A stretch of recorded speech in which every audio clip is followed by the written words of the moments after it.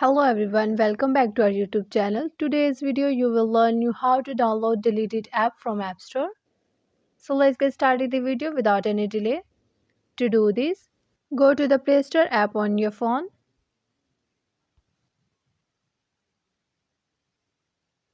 Next you need to tap on your profile icon at the top right corner of the page.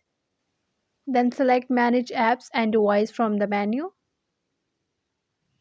On the next page you need to tap on Manage at the top of the page.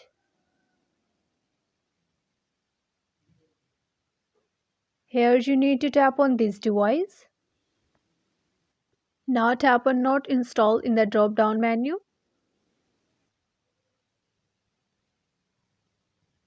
Here you will see a list of all the apps you have ever downloaded using your Google account.